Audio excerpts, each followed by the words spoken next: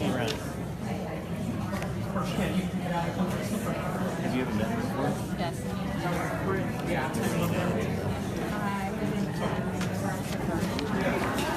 I grew up in the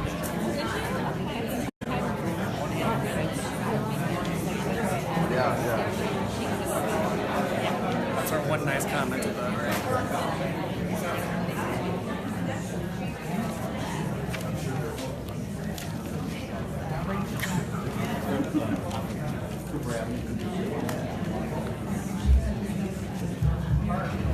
Back your tie's poking out.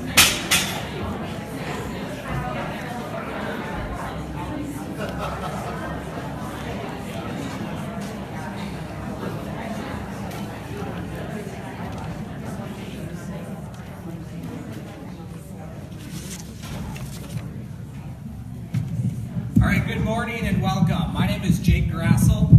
It's my pleasure to be the moderator today. First off, I'd like to ask, do we have a veteran in the crowd?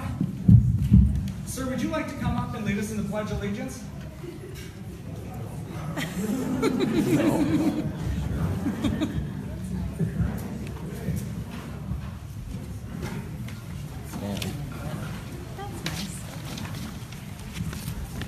I pledge allegiance To the flag of the United States of America and to the republic for which it stands, one nation, under God, indivisible, with liberty and justice for all. Thank you, and thank you so much for your service. All right, just before we get started, I want to go over a few ground rules for today's event that's going to help facilitate our discussion. I'm going to be drawing people's names. Did everybody get their name in the blue box up front? You should have got a card as you came in. So I'll draw your name, and if your name is called, please either come to the center aisle or to one of the outside aisles. And Helen will meet you. Helen's in back. She has the microphone, and she'll help you ask your question. And if I mispronounce your name, I apologize in advance.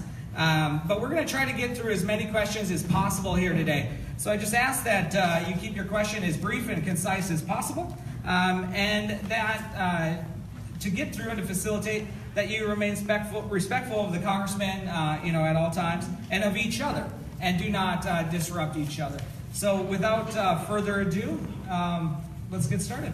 All right, good. Thanks, Jake. Well, first of all, thanks for everyone for coming out. We were hoping it wasn't going to rain, so it actually worked out really well, and the timing was perfect because last night's rain canceled all the high school track meets, so I got to go to my daughter's track meet at 9, and then they broke here with no problem. So this is perfect. Normally I would open up with like a couple of comments on a few things we're working on, initiatives, etc., but I think it's just best to save time just to get through as many questions as possible. So we'll just kind of roll with it. That's okay, because confined to an hour, it's like any other time frame. You get limited amount of questions, so let's cover as much widespread Your mic's not working. variety as we can. As we can. There we go. Okay.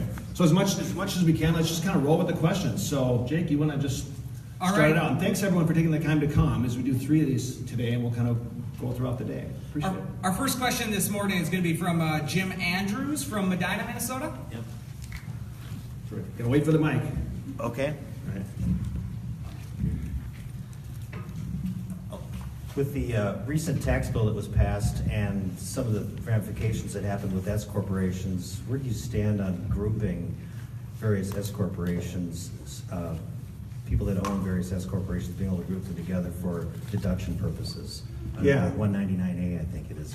Okay, yeah, okay, thanks, Jim. So what you're referring to is some provisions in the tax code that weren't addressed in the overhaul, for instance, right? So big overhaul that was done based on, well, included a lot of factors that included small business, and a lot of S corporations and others have paid under the individual rates, right? So the individual rates all went down as a part of the tax overhaul. Corporate rates went down to 21%, so which is the reason why we have so much good at positive economic growth right now, which is good. As far as future changes in the tax code, there are some opportunities for that. And I think it needs to center on this, is that you shouldn't wait 30 or 31 years to modernize the tax code, right? You should be sort of, everyone else, like you as a company, as an S corp, right?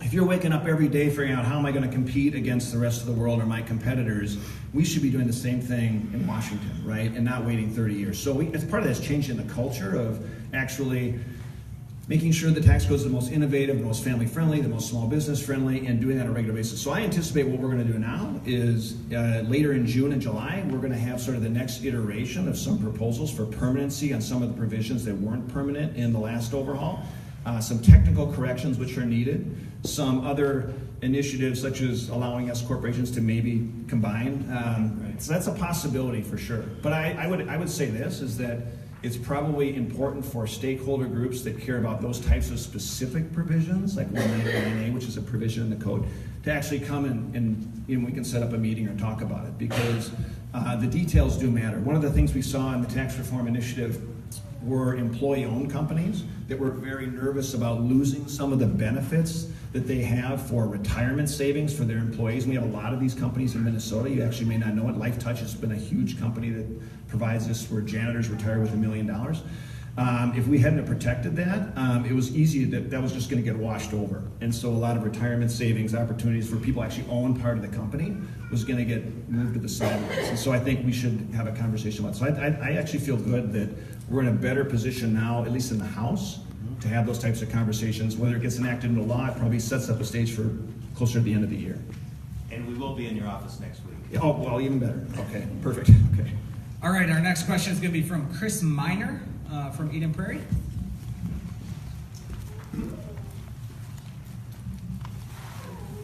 Hi, Erik, how are you? Good. Good. I have children in the Eden Prairie school system. We're friends of your children, and I'm concerned about them. I'm just wanting to make sure that your interests are for the constituents of your district, not for the donors that you are receiving lots of money from. You've taken money from special interests, more money than almost any other member of Congress, over $8 million in the last 10 years. However, in 2001, you said that even the appearance of special interest influence was enough to justify campaign finance reform. I'm curious why you would say that then, and then do the opposite now with the money from NRA, Big Pharma, and other. Sure. Yeah, and going back to 2001, just a reference, and I did make those references in 2001, particularly on the state campaign finance, because I was in the state legislature, obviously. And that's not to say that we shouldn't have other campaign finance reforms debated and brought up, for instance, in Washington as well at the federal level. In fact, some of the proposals that have been made in the past would include some groups, but then exclude some groups. So I would say if there's any reforms that are done at the federal level, it should include everybody. So unions should be included, not at the expense of other interests for businesses or others that would have the opportunity to express free speech, right? And now the Supreme Court has ruled on this, right, since then. Was it 2008 or 9? I can't remember. But essentially in that time frame that essentially has allowed free speech to take place. And so you can like that or not, but we're sort of stuck with that system, which is kind of where we're at right now. From my perspective, though, it doesn't matter. I mean, I have a lot of, support that comes from individuals, from organizations, et cetera. But for me, it doesn't matter where that support comes from. It's more important to just do what's right, support policies or initiatives that are right, regardless of where those resources come from, right? I mean, that's my general. We are not doing follow-ups. We're trying to get to as many people as possible. Thank you. Our next question is from Dallas Johnson, Minnetonka Beach. Yeah, you've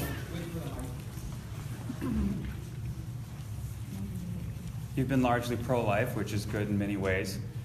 And one of the administration, their policies that you support, one of the first things they did was assign the Mexico City rule, which denies birth control and sex education to many people throughout the world. And many people believe that policy will cause up to 53,000 additional abortions annually globally. And I'm wondering why you support that type of activity. So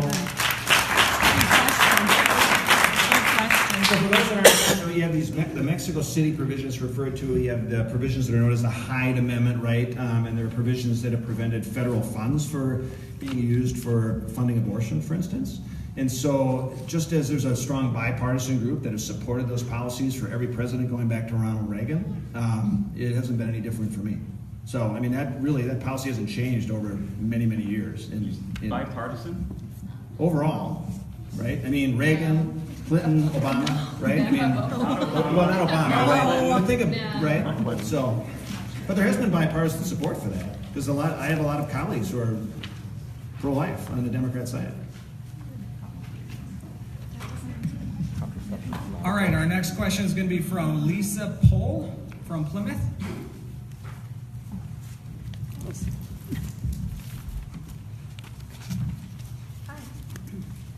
Hello, I have participated in several of your telephone town halls, and I was always encouraged to hear words that make you sound like a moderate, especially talking about how you support Dreamers and DACA, and I was really encouraged by that.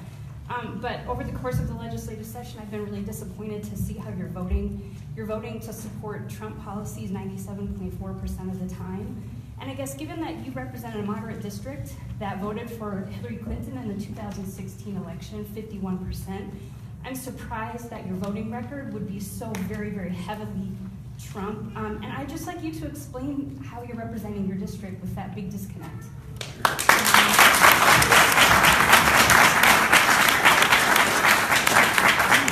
Well, first of all, a couple of things.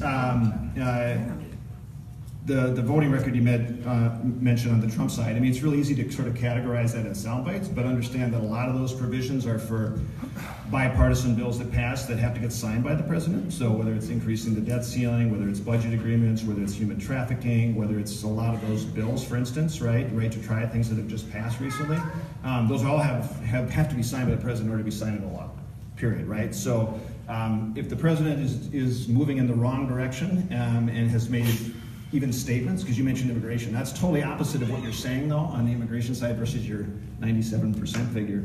Because I have been opposite of the president on immigration issues, for instance. In fact, even just last week, I took the action to sign what's called a discharge petition. Now, that's sort of inside baseball for those of you that don't follow sort of the inside sort of politics that happens, but when a committee is hearing a bill and they don't move forward on the initiative, because I'm signed on the legislation that would fix the DACA provision, right? To me, in my view is that these kids who are here and came here through no fault of their own, they're here in our country, they're essentially America's children. I mean, they have been raised speaking English, they know no other country from where they came from, and they should not be penalized for being in that position. I've met with many of them personally. And that's the easiest group of folks to help in the immigration debate, in my opinion. And which is why I've co-sponsored that legislation with some of my colleagues. We have bipartisan support for that, but it has not moved through the committee. And so what we did last week, there's a number of us that said, look, if leadership is not going to move forward on some of these bills that have been bottled up for a long period of time, we should have a vote on it. Because I'm convinced that there's a bipartisan group to govern the House and make progress on fixing DACA and fixing some of those immigration issues. So I signed that. Now I think we're a couple numbers short because it was right before we left last week for the Memorial Day weekend break. So I don't know where that's at, but it's really close. Because the presumption is if you get enough Republicans to sign on, most of the Democrats will also want to vote on that. Not all of them, because some are also for an immigration policy for moving forward because they want everything, only citizenship in all categories versus the others who say we don't want anything to happen, right? And that's what prevented this from moving forward. So leadership is not happy with me for signing the discharge petition because it goes over leadership's head. But I think it sets it up in a really good way because it ensures that you're going to have a vote on the speaker's provisions of whatever he would want to see happen on immigration. You've got a vote. Congressman, is this responsive to the question? On immigration? Yeah. About immigration. No, that wasn't a question. It sounds like filibustering. You want to get to a lot of questions. Well, I'm sorry. I'm saying on the DACA stuff. I'm just saying that we've got an opportunity now to vote and actually move that forward on immigration. So you're guaranteed a vote sort of on the Republican plan, which may not be the right plan. You got to have a vote on the Democrat plan for the Dreamers, which is what you mentioned, right? And then you'd have a plan on essentially a bipartisan group that would say more border security in exchange for some DACA fixes. So that's kind of how that's moving forward. That just happened last week, actually. All right, our next question is going to be from Curtis Myron from Minnetonka. Yeah, great to finally see you. I've been in your district for about 6.5 years, and great to actually see you in a town hall. Would love to ask about your yes vote for Concealed Carry Reciprocity Act of 2017. So, why do you feel that some of the states that have lesser gun regulations or make it less hard to actually own a firearm should be able, if you get a license, to carry it in Minnesota. So we So,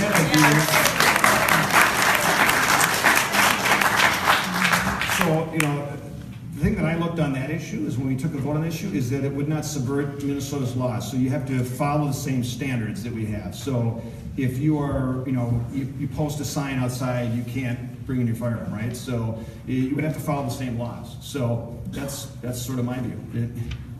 If you follow the same rules and laws, you come from Vermont or another state that might have a different concealed carry adoption, right, for their laws, you would have to follow the Minnesota standard in terms of what you're allowed and where you're allowed to carry setup. That's not what you voted for.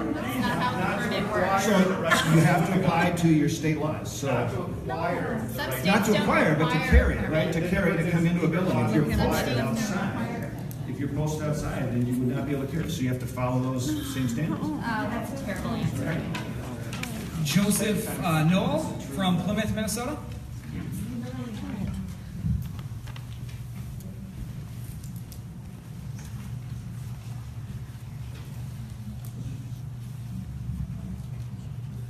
Yeah, hi. Drilling down a little bit on some of the comments about gun control. National Rifle Association has essentially become a lobbying firm for manufacture of weapons. It's not a sportsman's organization. You take a lot of money for that. You vote against the district. You have their interests. How do you justify that?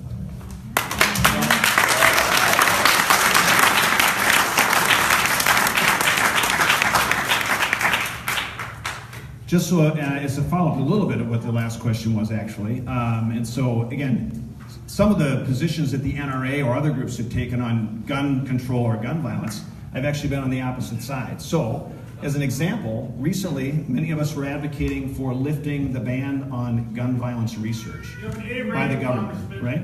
Yeah. So lifting that ban is important. And that had been a ban that had been in effect for decades, right? So my view is that if the government's doing basic research on healthcare, on NIH funding, on Alzheimer's, all those sorts of things, energy, for renewable energy, et cetera, basic research makes sense also in this space. And if we as elected officials are going to make good policy decisions, we should have that research that backs it up. So that lift just passed. I mean, it took too long to do, but it just happened. And some of the provisions, like in the wake of the Las Vegas tragedy, where I think we should ban bump stocks. Now, the NRA does not agree with that.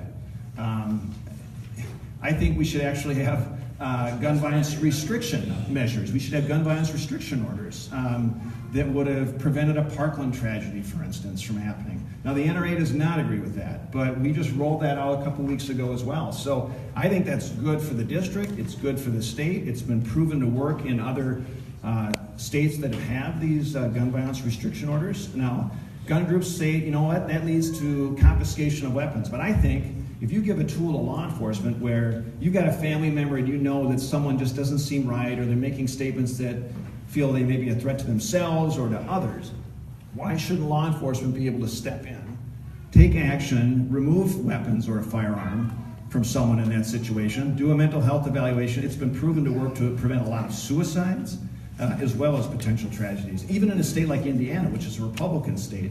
But again, the NRA and some of those groups don't support that.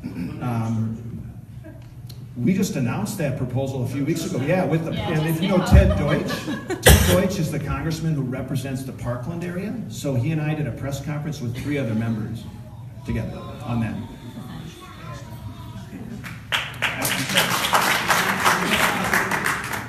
Yeah, we just did. And if there's a tragedy that takes place, why shouldn't we take action afterwards? Whether it was the Las Vegas tragedy, Before. with the bump stock. Roman wrestling. And you And I just think now that you're in a very competitive race to start doing something about it. No, that's not. I think we should follow up on policies anytime something happens. That's the job that we take action on, right? And push some of those proposals forward. All right, again, please, let's have one person speak at a time so we can get through as many questions. We still have a whole bin full. The next question is going to come from Melissa Fogelberg from Orano.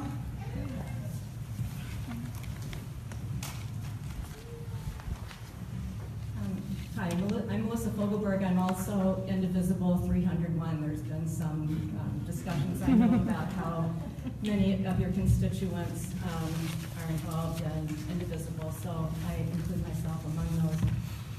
Before I make any other remarks, so Congressman, I recognize that you have done a lot of good work, and I specifically would commend you for your hard work in connection with rare diseases, so thank you for that. I've supported you in the past financially, I've campaigned for you in the past financially, I've voted for you in the past. However, in the last few years, I feel like you've gone significantly off rail on some issues that are of critical importance to me. One area that's of particular concern to me is voting rights.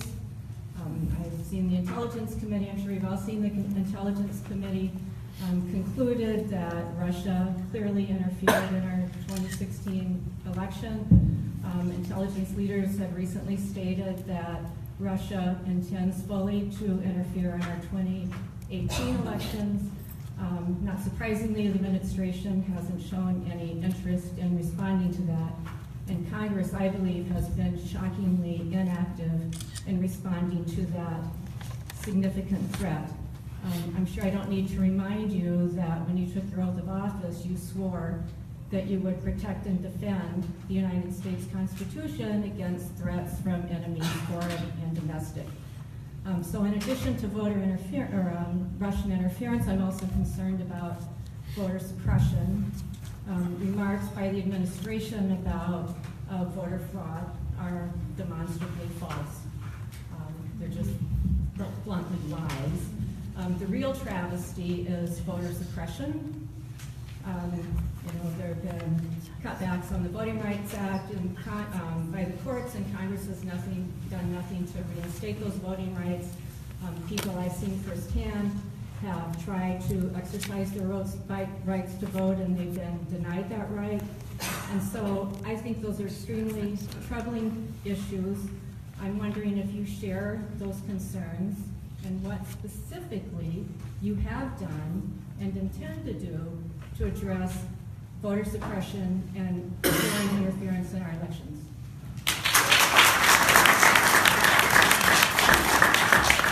Well, number one, I agree on Russia's interference. I've said so for a long time that, Russia is not a friend of the United States in any respect, and their interference in the elections is not a surprise. Every intelligence organization confirmed that they were interfering in 2016, and I wouldn't be surprised if they were doing that for a long period of time. I know that they have been doing it in Europe for a long period of time, and for those of us that have been involved in advocating trade measures, we've seen Russia's subversion and influencing Western Europe and Eastern Europe's coming together and manipulating some of those outcomes. So I think it's no different here in the United States, and the threat is real as it was in 2018 or 2020 as it was in 2016. And so, the administration is probably not giving it the same attention that I think it deserves. I think we should and provide resources so states can have more of a paper trail, can validate, the results of the elections, or have sort of that documentation. Now, Minnesota is real good. We have that.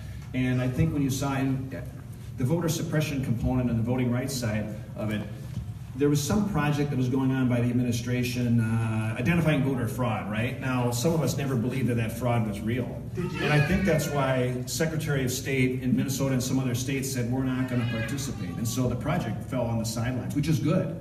So I've never believed that fraud has been a problem. It's never been identified to be a problem. But the integrity of the election process is critical.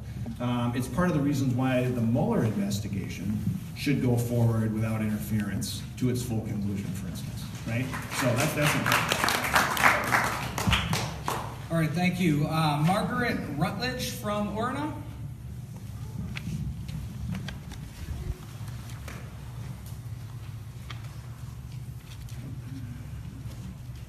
First, Congressman, we thank you for holding the town hall forum, and I think we would all be benefited if you would answer more directly to the question. I think we're asking what you do for these things. So a little more direct response would be very appreciated. It has been universally affirmed by scientists from all over the world that climate change is a reality, and intelligent people everywhere recognize that truth. Firstly, do you agree with these intelligent people? And secondly, what do you propose to do to help reverse the effects of climate change in your role as Congressman? Thank you. Being as direct as possible, yes. Joined the climate caucus not too long ago. We had a vote last year, 2 votes actually last year, for those that are concerned about climate, and a lot of Republicans have been pushing back on that for a long period of some of my colleagues, but we actually had a couple of wins on the House floor. And actually, ironically, it was in the National Defense Authorization Act discussion, where there was an amendment offered by someone who wanted to make sure that the Defense Department would not be allowed to consider climate actions as a part of its defense outlays or strategies. And so I think there were like 22 of us that on the Republican side that joined the Democrats essentially to reject the amendment, and we did it on one other occasion too. And so that sort of signaled a little bit of a shift on some of those climate issues, right? And so since then, that group has not been as vocal or as loud. I hope the Climate Solutions Caucus can actually present or come up with some other ideas, not only on the conservation energy side, but also advocating for, like we've had debates on nuclear energy, for instance, with no greenhouse gases, for instance, like Europe and others that have used very effectively. So those are some thoughts or ideas around that. So yes. All right, next question is from Lana Slavitt. That's great. Thank you. Forgot my question, sorry. Minnesotans send way more to Washington in tax dollars than we get back. In fact, we rank near the very bottom among all states. The tax bill you wrote makes that worse. In fact, it's especially bad for districts like yours in high-tax states like Minnesota, which is why many of your other Republican colleagues in places like New York and California voted against this. Can you help us understand why you voted for this? Yeah, being very direct. Again, knowing that tax reform is important for growth, that's where the effort should be focused, and it was focused. And I never believed it would only take 2-3 months to see such positive outcomes in terms of growth in the economy, acceleration. Every economic indicator has been validated by economists all over, and it's actually pretty amazing. And so it's not just pay raises and bonuses that are going to be, or better benefits.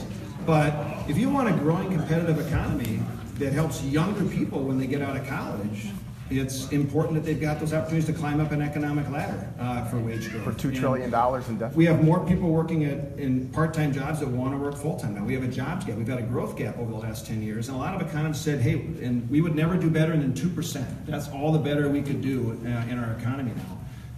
And now even CBO is acknowledging 3.3% growth this year, which is pretty outstanding. And that actually helps baby boomers who are going to be retiring and relying on important government programs for their safety net in the future with a growing competitive economy. I mean, look, those who are rich and have wealth and a lot of money in the elite, they will always survive economic recessions and do well. But the rest of us, parents and future generations that need to rely on a growing competitive economy to do better, is important. Now, Minnesota, I mean, look, the average tax cut, and I don't talk about the tax cuts all the time because it's different for different people in different situations, but if you're a family of 4 earning $70,000, $2,000 in your pocket is a lot of money.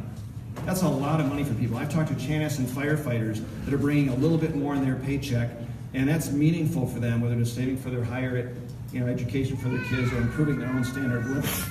So that's the positive result. Now, Minnesota's got to make a decision, just like some of those other states. I mean, they do have a windfall coming in tax resources now. They can choose to keep that money, or they can actually comply with federal state law and actually give the money out in tax cuts to everyone else. But Minnesota has to make that decision. Now, some other states in the country are doing that, and they're making decisions to actually give the money back to taxpayers. Not all of them, maybe not New York, but most of them are now doing that. And Minnesota is in that same category where they can actually provide the resources and give it right back to the taxpayers. But it created a giant deficit. Well, I'll follow up on the deficit question. So $1.5 trillion was the cost of the tax cut side. So for me, it's not just the $1 amount that would have to be assigned for what the tax overhaul was. For me, what's important is relative to the size of our economy, what is the size of our debt? And that number has actually gotten better, and CBO acknowledges that as well. And so that's what's more important. And we had a vote on a balanced budget amendment. So we're all good for you guys. Again, you guys have to not interrupt each other. So I would just say that's the opportunity looking forward is actually stronger growth. Economic indicators demonstrate that. We do need to focus on the spending side of the equation as well, but revenues are coming in stronger, which is lifting everyone up and helps young, older people, everyone across the board. All right, next question is from Linda Combe in Hamel. I can speak loud enough. Hi, Congressman Paulsen. My name is Linda Combe, and I've been working with you for the last 3 years on Alzheimer. I'm an Alzheimer advocate. My mother died 5 years ago of Alzheimer's. Okay. My mother died 5 years of Alzheimer's, and after, of course, I have my glasses. And after she passed away, I became a big supporter of Alzheimer advocacy, and I would just like to thank Congressman Paulsen because he is a co-sponsor of 2 very important bills right now for people living with Alzheimer's, the Palliative Care and Hospice Education Training Act, and also a new act that's come through, which is called Bold Infrastructure for Alzheimer Act. And that is trying to make Alzheimer's a public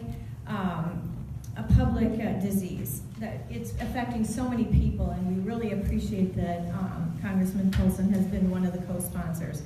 In terms of appropriations, Congressman Paulsen, the NIH has indicated another $425 million is needed in 2019 for Alzheimer research, and I'd like to know what you're doing to support this increase for funding for Alzheimer research in 2019. In 2019, yeah, okay.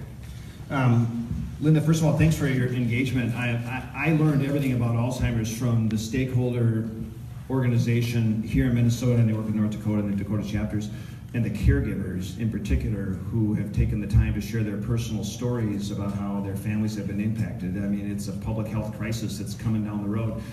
The good news is, in that budget agreement that was done just a few months ago, record amounts into NIH and Alzheimer's. I mean, the Alzheimer's folks, I don't think ever expected that they would have that much money. That it was like triple the amount that they had requested, I think, or something. And so that's a positive. And again, that's the basic research that I think is important for the federal government to be doing, and then providing that institutional knowledge out to universities, et cetera, for, you know, finding cures, right? It's part of the rare disease component, actually, in the 21st Century Cures Initiative that went through. As far as this year's appropriations, I'm hoping that we continue on that trend. Usually the Appropriations Committee, you know, they pass their bills, they move on the House floor, and there's not a lot of changes because they've usually been on good track on actually putting dollars into those important needs. So I'm hoping that's going to be the case. I do think there's an opportunity for more education on the palliative care side, because I didn't know anything about palliative care until I spent some time with the American Cancer Association and some others here in Minnesota and visited a few locations that were engaged pretty directly in helping those families address and cope with challenging situations of their own. But a lot of my colleagues have not been invited to visit those types of care facilities and kind of be educated or learn about them. And so there's a lot more room there. Now, Keith Ellison and I, we've done a lot with Alzheimer's together, right? Because it's a bipartisan issue. It's a Minnesota kind of thing where we work together too on that. That's been really helpful. So I feel pretty good that we'll be in a good track for this next year on the funding side in general. So, yeah, thanks. All right, the next question is from Bill Lester from Sherwood.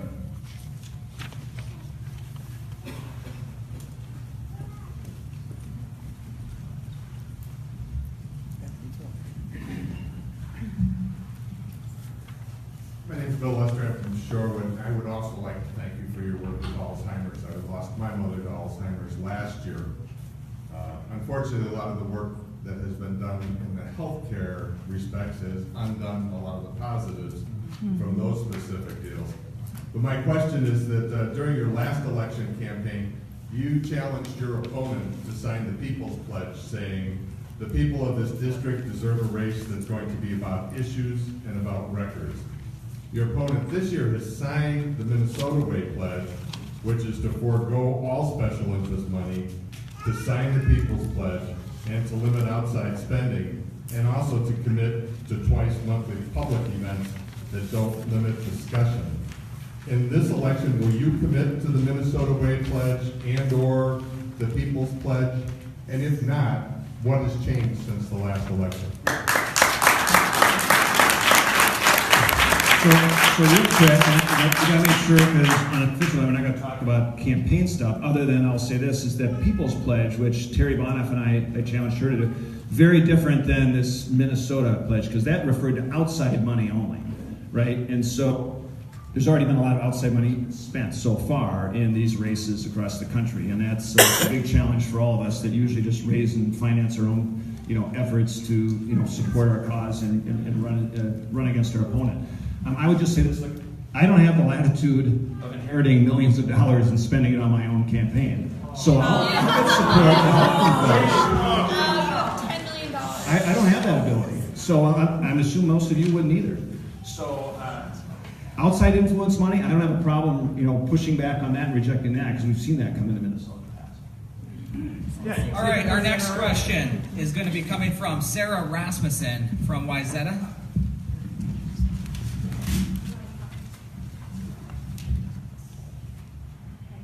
Thank you for showing up today, Congressman. I am extremely worried about the Trump administration's recent rule that would cut Title X funding from healthcare providers that refer patients to safe and legal abortions. This is an attack not just on abortions, but on all forms of reproductive health, and the 53,000 patients in Minnesota who rely on Title X funded clinics for their health care, including cancer screenings and family planning, not just abortions. And I agree with my fellow constituent here that although I am pro-choice, these sorts of policies actually hurt the pro-life cause as well, because they increase the likelihood of unsafe abortions. What do you plan to do about this sort of thing?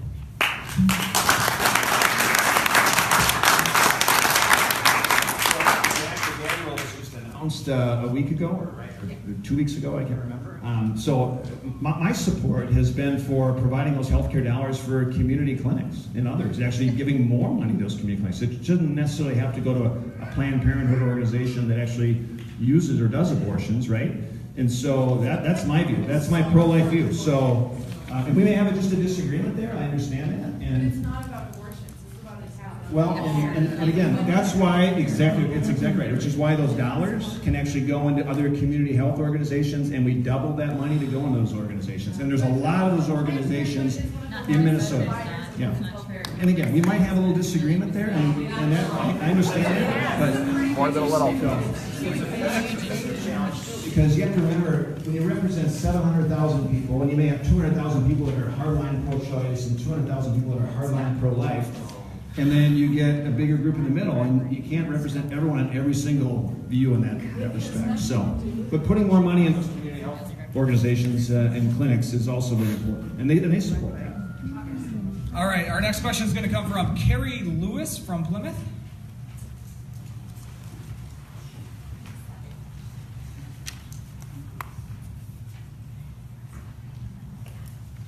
Hi, thank you for being here. And I also wanted to thank you for the work you've done for ALS. One of my friends passed away last year, actually, met them from ALS, so Scott Marlowe was his name, and I know he appreciated all the hard work that you did. But my question goes to back to gun prevention. I have 2 young kids, 6 and 8 in elementary school, and every day when I walk out the door, I'm scared that something's going to happen to them. So I'm curious what you're going to do to help prevent these tragedies from happening.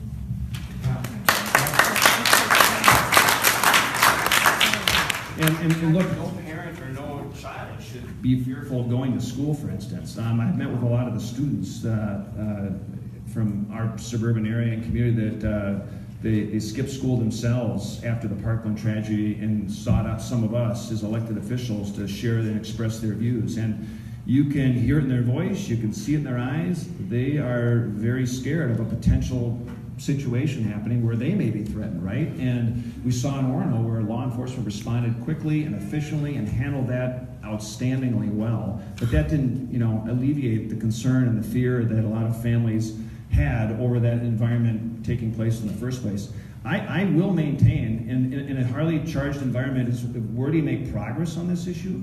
I do think these gun violence restriction orders have huge opportunity to not only address gun violence that may happen on a mass tragedy level, but also a lot of suicides. I referenced that earlier. in a state like Indiana, again, which is a very Republican state, and you think of it, the organization like the NRA being, you know, strong influence in gun rights, etc., they did not prevent that from moving forward, even though they're opposing it now at the federal level. And I think, again, if the Parkland law enforcement had, and they did follow up on their tips, but I'm not convinced they had the necessary tools. Now, this was passed, I think, in their state legislature to give them this additional tool. It guarantees mental health evaluations. You've got probable cause in place, and you've also got due process. And due process is also very important for those that care about rights under any amendment of the Constitution, for instance.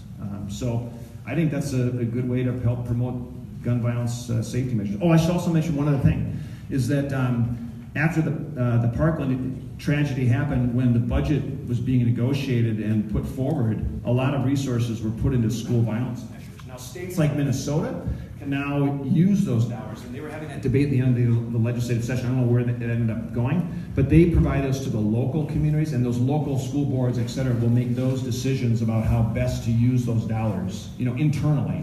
Because I've never been one to believe that, oh, well, arming teachers is going to solve the problem, right? I mean, my wife's a public school teacher. Why would you want that as sort of the fail-safe? That doesn't make sense.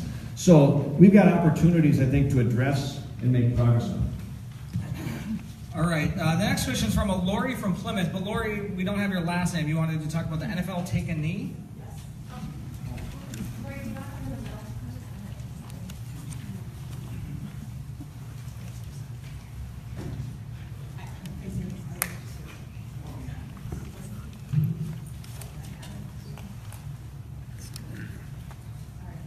My name is Lord Logan, and I am from Hamel.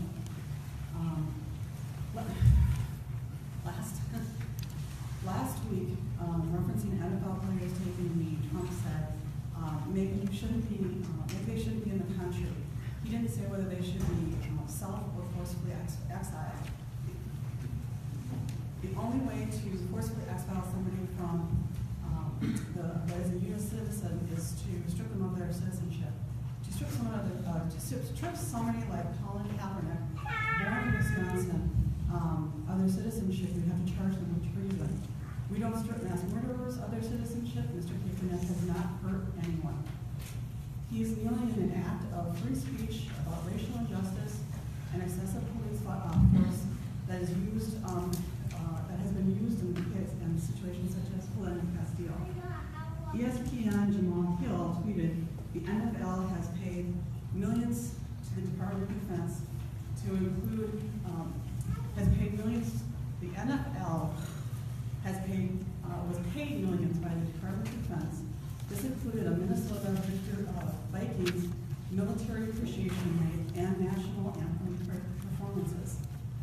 Our own military has basically put the U.S. flag up for sale, and the NFL owners have cashed the check, setting the expectation of patriotic theatrics at the games.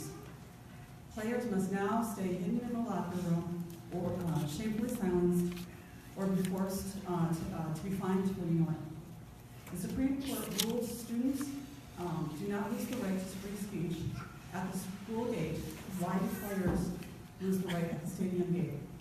I would like to know your opinion and if you have any comments regarding President Trump's stance on this." I'll be honest, I'm not that familiar with the Defense Department ties to the NFL or anything like that. I'll have to, I guess, look into that. And I wasn't even aware there was anything new happening on the Take a Knee effort. I know that last year this was a big issue in the NFL season, so I don't follow all those tweets that the ESPN was doing and everything. So it's sort of an issue outside of my purview, I guess, for the most part. So I don't necessarily, I mean, free speech obviously is free speech. Yeah. So we shouldn't be deporting people. Yeah. All right, thank you. Andrew, and I apologize ahead of time, Ulisic from Minnetonka. I see a lot of pictures of breweries and pharmaceutical companies where you're visiting in schools, which gives me the feeling like you perceive everything to be normal right now. But the leader of your party is tearing at the fabric of our society. and regularly dehumanizes and demonizes people of color and Muslims, people for the color of their skin, people who are brown. He's regularly attacking them. And I just wonder, what would moral courage look like for you in a moment like this?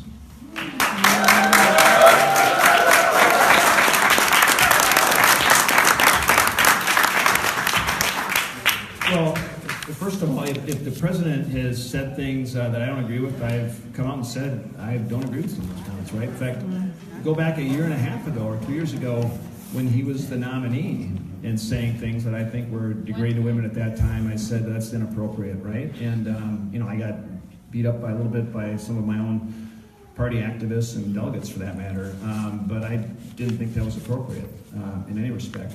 And I don't respond to every tweet, et cetera, because I don't follow all that, but I do remember, because I work so much with a lot of folks here in our communities, in the Liberian community, Somali community, and others that have a strong presence and activist mode when they've come to Minnesota, some as refugees, some as bringing other family members here. And when comments were made about African nations not being that same standard or having the moral clarity, I mean, I fundamentally said that was wrong. The president should have apologized. And look, when you're being viewed upon around the rest of the world as being sort of the leader of the free world, yeah, that type of leadership is needed. Statesmanship is needed. And I certainly don't agree with that approach that the president has used in many instances. Some of the policies on the economy, et cetera, that's fine. I don't agree with some of those tactics that are taken. So if you're silent on an issue, does that mean you ignore? We're not going to have follow-up. I appreciate this. We're going to keep going to other questions. The next question is for Kathy Gelino from Maple Grove.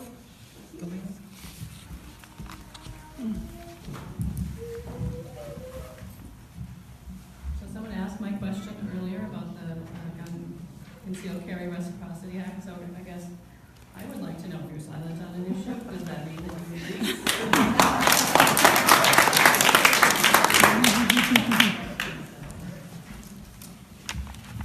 No. All right, Derek, is it Roke from Plymouth? Roke? Again, thank you, Congressman, for holding this town hall. And the question that I have is the issue regarding gun violence. That's already been brought up a few times. Specifically, what initiatives are you working on today to address gun violence? And what initiatives do you plan to work on soon to address gun violence? Well, it's kind of a follow-up to what you said earlier. So the easiest ones that I think to actually accomplish would be banning bump stocks, for instance. And I say that from the perspective of, I didn't know what a bump stock even was. And I don't know how many in here knew what a bump stock was. But when you have a firearm that is illegal, why shouldn't a device that makes that firearm do what's illegal, why should that be legal as well? Again, I think gun violence restriction orders are the most opportune issue that we can actually pass. I mean, because it addresses mental health, it addresses valuation, it gives a tool to law enforcement with probable cause. It remains, you maintain due process. And those are key components in sort of that whole debate. So that's one of the best ways, I think, to prevent gun violence, both for suicides, again, or tragedies from happening. It's been proven to work. It's actually been proven to work. You didn't answer my question. What initiatives are you working on? Gun violence restraining orders, bump stock bans, fixing NICS, which we also just did. So, yeah, those are specific ones. Thank you. Cindy Rich.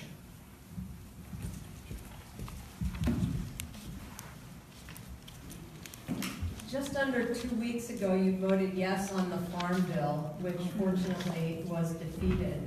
The bill sought to eviscerate SNAP, our nation's most important anti-hunger program. It would have cut benefits for millions of Americans, including more than 13,000 people in the 3rd District.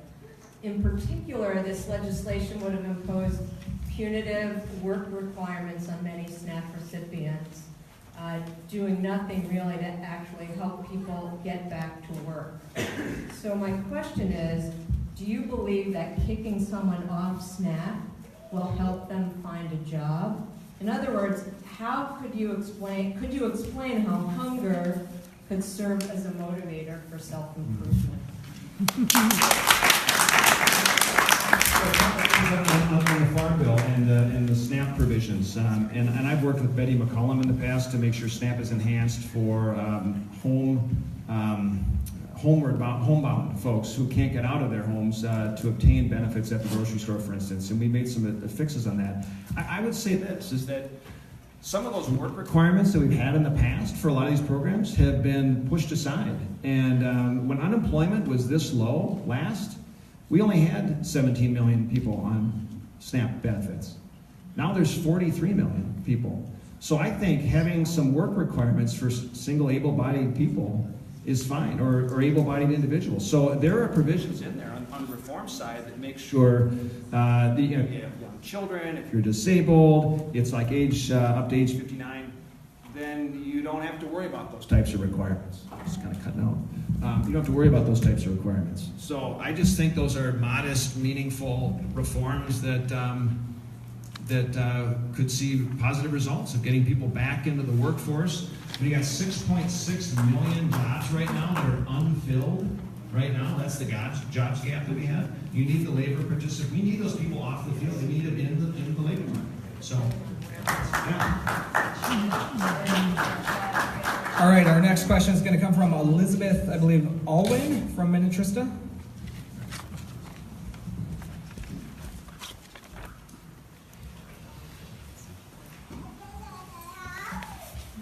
Thank you, Representative Paulsen, for having this town hall.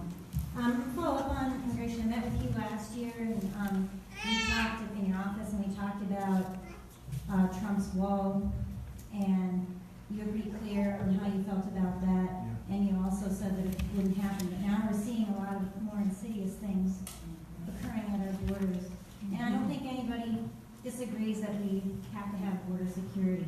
But what's happening at the borders right now is a humanitarian crisis and terrorism that's being inflicted on children and families with parents.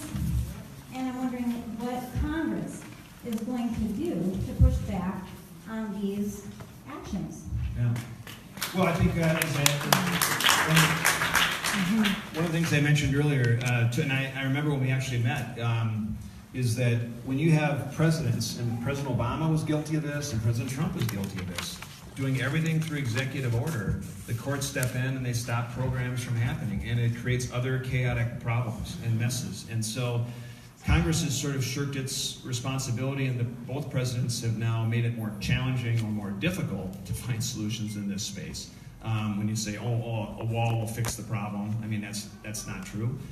As you mentioned, border security is important. So I think, again, the discharge petition that I signed brings 4 different policies straight to the floor. And you get a bipartisan vote that actually fixes DACA and will alleviate the crisis we're not only seeing on the southern border, but addresses some of the other components of our immigration system that have been broken, that are locking out the next generation of innovators, that is essentially harming our economy.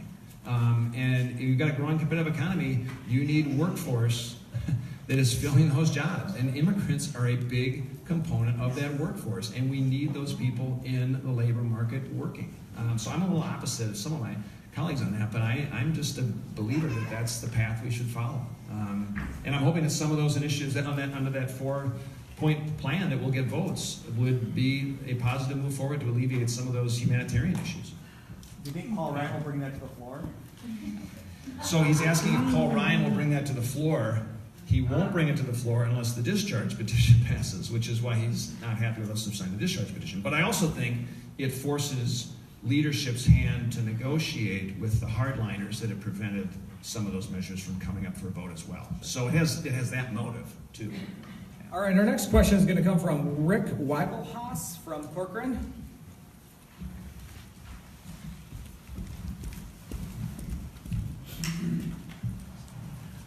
Yes, since the president was elected, he has a number of times praised and complimented dictators and strongmen around the world on their victories, such as Putin, Erdogan, and the guy in the Philippines, whatever his name is. Duterte. And I haven't heard you say anything. I'm wondering what you think about it. And I think when you don't say anything, that's telling. Yeah. Well, and it's a good point. We should praise dictators. It's Putin, who has been known to be a thug and kill off his adversaries or his opponents, political opponents, poisoning, for instance, the former spy or whatever, the family in England as an example. And we have to watch sort of the North Korean situation, obviously, but, in the back of my mind is North Koreans always pulled this yin and yang, whether it was President Obama, Bush, Clinton, others, they always, would get up to the front line and then not get anything accomplished with the North Koreans. And in the meantime, they've continued to develop their nuclear technology and their ballistic missile technology. We don't know if they can put the warhead on the missile yet, but you have missiles that can reach Chicago. And this is, again, a dictator that has murdered his own family members, and make no mistake about that. So, no, you shouldn't praise that type of leadership at all. That's my view. I still say that. I don't. Yeah. All right, the next question is going to come from Paula Savage from Independence.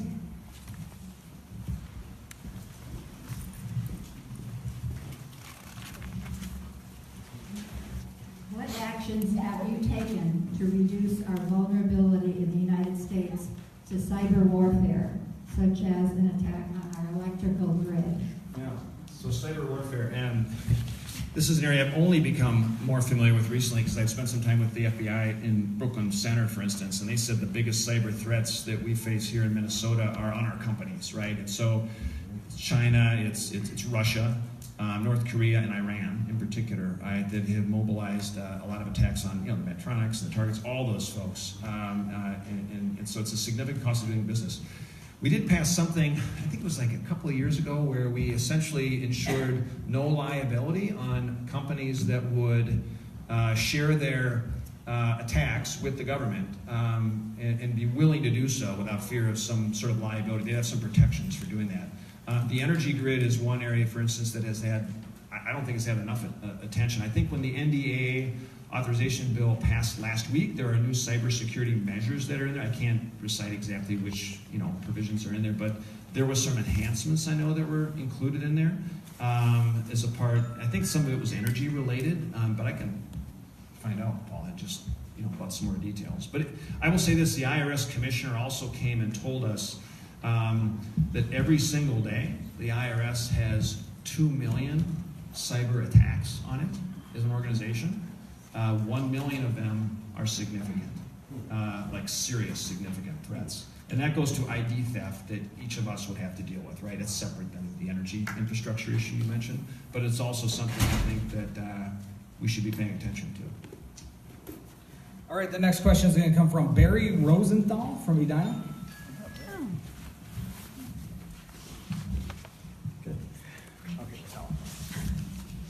Following up on some gun violence questions, Congress and legislatures, for whatever reasons, have declined to limit access to guns or even require universal background checks. The NRA and others propose hardening schools and increasing access to mental health care programs, which will cost hundreds of millions of dollars. The congressional majority strenuously opposes raising taxes for any reason,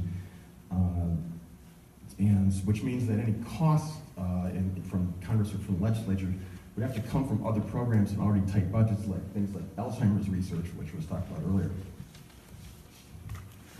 A basic principle of sound conservative government is that a person or entity imposes costs, it should pay those costs.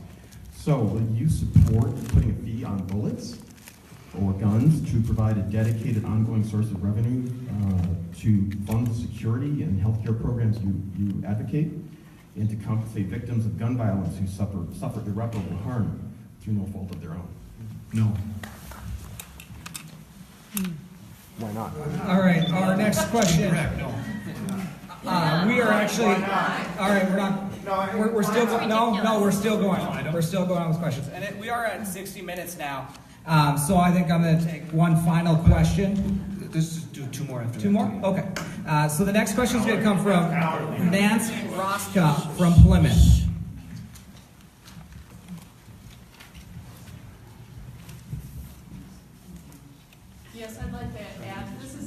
Ross, I would like to ask, why would you not support it?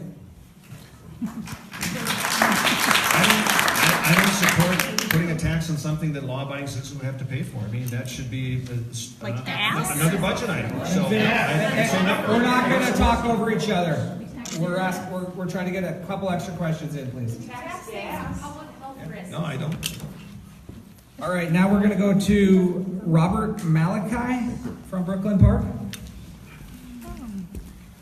Oh, he's our veteran who took the pledge. Sorry. Hello, that was Maleki. What I'd like to say is that I value decency and dignity, and I want to get the Congressman's take on health care in the United States. Do you agree that health care is not a commodity to be bought and traded on the open market? Do you believe that health care is a right for every American citizen? And the second part of that question is, what do you do for health care? How do you support your family when they get sick? What is your premium payment per month? And what is your deductible?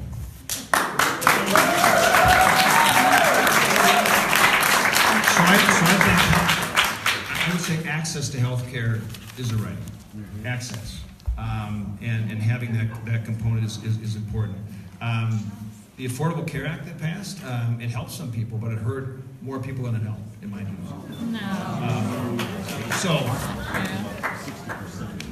We all live under Obamacare now, right? Whether you're in Congress, except leadership staff exempted themselves. So our premium, I can't remember what the dollar amount, it jumped significantly. It was like 40%. Our deductibles went up pretty high. That's the biggest complaint I hear now from folks, is that they essentially have an insurance card, but they don't have any insurance. And so I've talked to too many cancer patients who have lost their regimen of care. I've talked to widows. I've talked to pastors' families and others who essentially are been put in dire straits or situations because of healthcare costs. If you remember a year and a half ago, this was a major issue in the campaign, not only in Minnesota, but across the country. Minnesota was number 4 in the country for our cost premiums going up. Now that's been helped a little bit because the state legislature stepped in and put a Band-Aid on it with some resources and a reinsurance program, which I think other states should be doing as well. And Washington should be giving flexibility. This one-size-fits-all is not an answer by any means. It doesn't address the cost side. It only addresses some of the access, didn't address the cost. And so that's where we've been unable, and I think we do have to sort of Minnesotize the conversation on that, because you can keep provisions like having young people in your parents' policies or making sure you don't have a lifetime cap on insurance coverage. Those are important for people. I've talked to those people too that would run up into those situations, and that's where they were helped, clearly. Thanks, Obama. Those were very important. Yeah, so, thanks, Obama. But hurting other people is not that doesn't make sense. So. To answer my question, I asked you if you thought that health care was a right, or is it... Access is a right, yeah. No, it's access. No, I'd say access. No access, if you can't pay for it. If you can afford it. Pay for health care. What do you do for health care? Yeah, so as I mentioned, we're on Obamacare now. So I pay in insurance to a Blue Cross plan or whatever, right? So it jumped up like 40%. And by the way, all of my staff, even in Minnesota, are in the DC exchange. And that was a manipulation where I think they wanted the DC population to look healthier. So they pumped in all the staff across the country into the DC exchange, right? So it makes it a lot more difficult for staff members that don't get paid a lot to utilize or obtain health care. All right, we're going to go to Sarah Eigenman from Plymouth.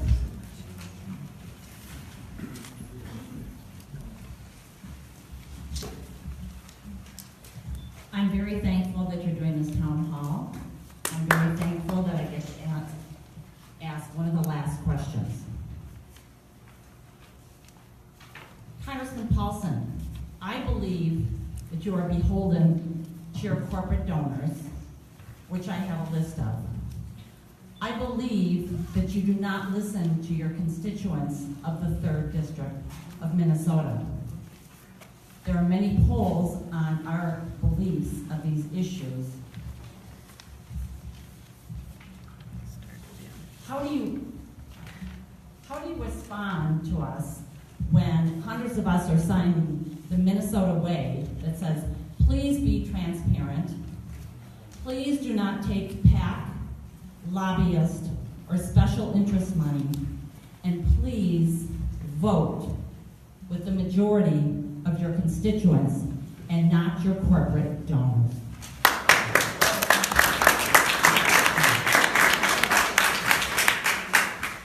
We may have a disagreement here, but first of all, corporations don't donate. They're not allowed to do under the law.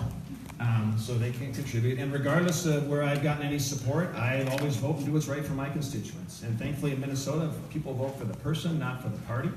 And it's one of the reasons that we have, I think, such strong representation in the Minnesota legislature and in DC of folks on both sides that work together. And part of that is just, I mean, I'm number 3 in the entire House of Representatives for bipartisanship and sponsors of my bills. And the reason that I take that approach is I think if you're going to be successful as a legislator, you want to have as many people sign on your bills on both sides of the aisle. Now, and we've met before, and you and I have talked in our office, in my office. So, and we may have even talked about this issue directly. So I just think that that approach of building relationships, working across the aisle is the way to go. It makes no difference where certain groups support you or don't support you. You do what's right, you work with others, and that's sort of the track record that I think speaks well to what Minnesotans expect.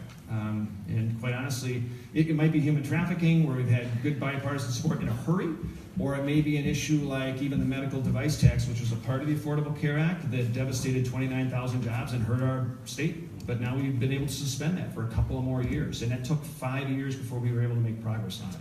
So sometimes it can take a little longer. So that's just my approach. All right, I want to thank everybody for coming out today. I want to thank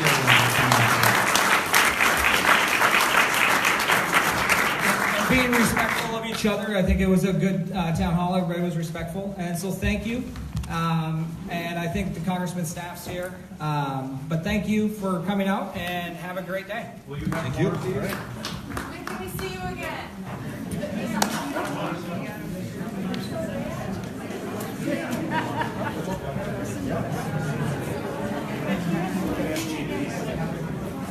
I just gave it a flat.